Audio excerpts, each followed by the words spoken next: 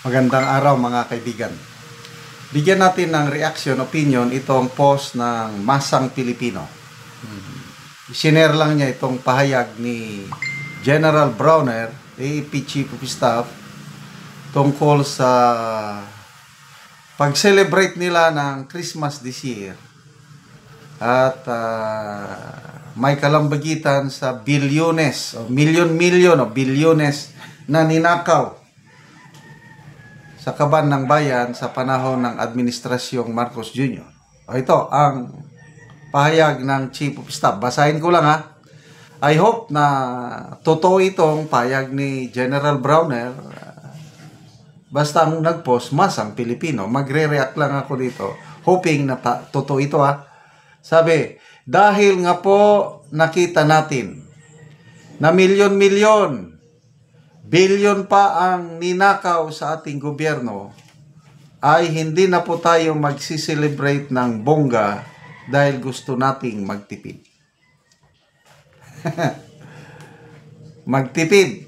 Speaking of magtipid, maalala ko tuloy yung 500 pesos.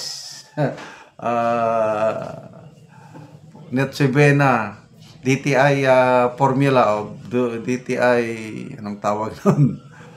Tipid. In fairness, sa AFP natin, they are doing their job para malaman ng katotohanan. We have AFP engineers tatrabaho. They're inspecting the flood control projects. At may nabasa akong post, I think pahayag ng AFP spokesperson, si Colonel Padilla, out of the, I think mga 10,000 projects na inspect na nila, 242 ang ghost projects. Itutuloy pa daw nila.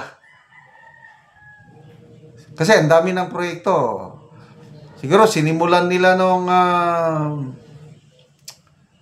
scope ng investigation is Aquino, administration, Duterte at Marcos. Kaya maraming ini-inspect yan. Kaya gumagalaw po ang ating makusandaluhan.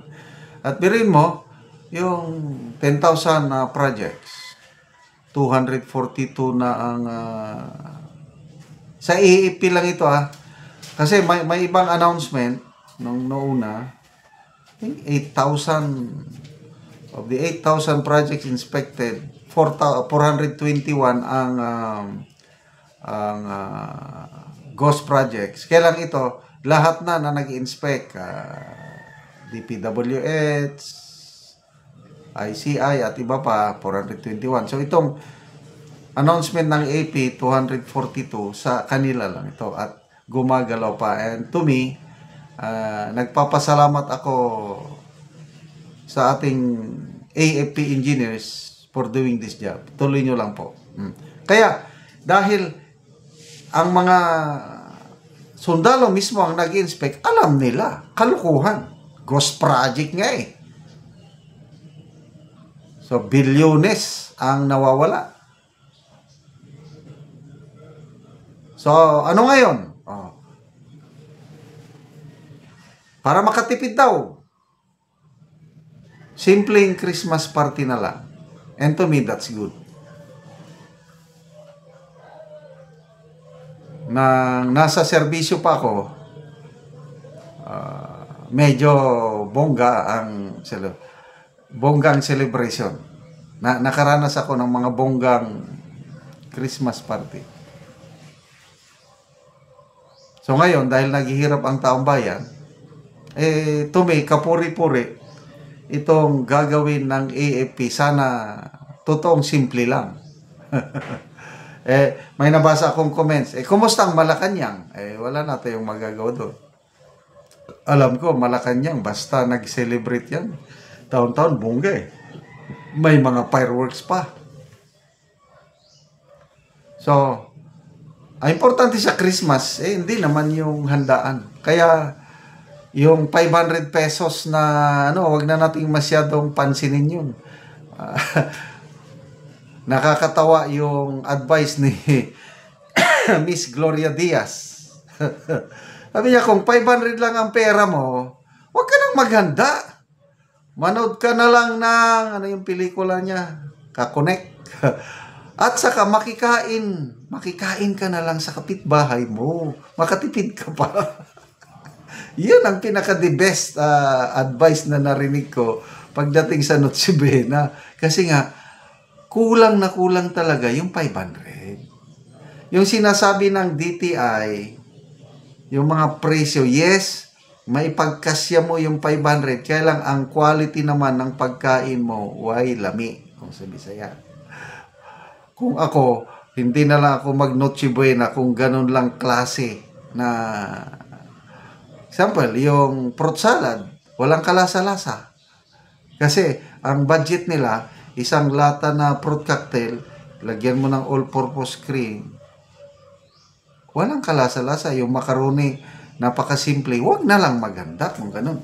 Once a year ka lang mag-Christmas with your family.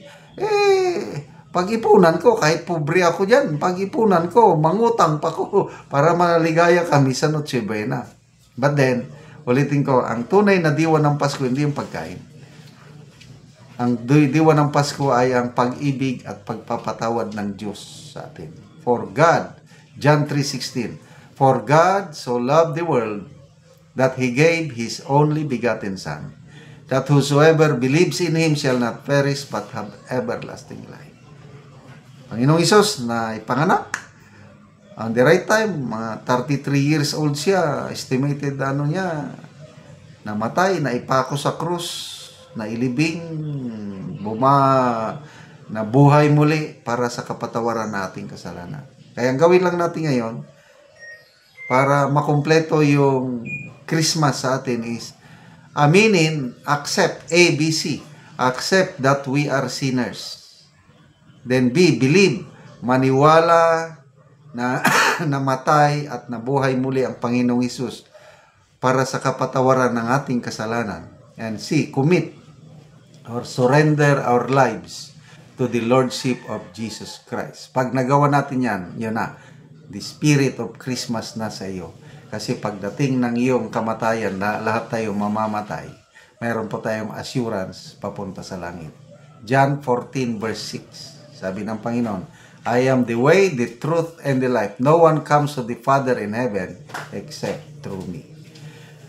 Salamat mga kaibigan sa inyong pagsubaybay sa ating channel. Nakakatulong kayo ng malaki sa tribong Talandig ng Bukidnon dahil ang income natin sa channel na ito pantulong po sa tribo. Namimigay tayo ng libreng yero at pako para makapagpatayo itong tribong ito ng mas maayos na tirahan. Panoorin nyo ang video na ito. Hello mga ka-viewers, live to karon mo ni si Ate Matagalog Yero. So mo ni ang atupan ni Ate.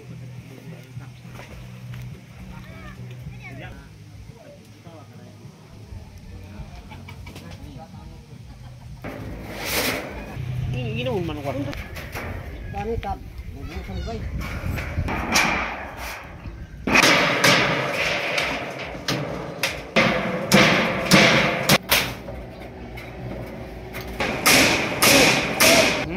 Ano ko rin mo pala.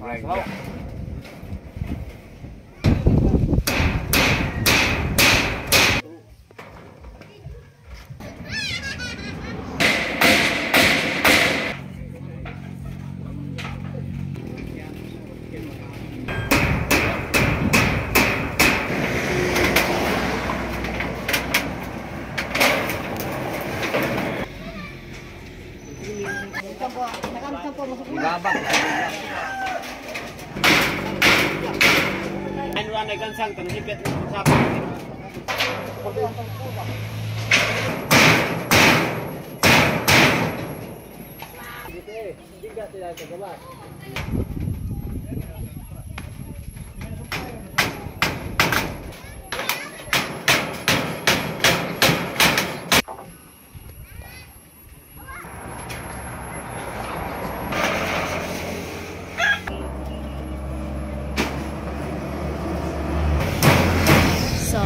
Nagyod og atop.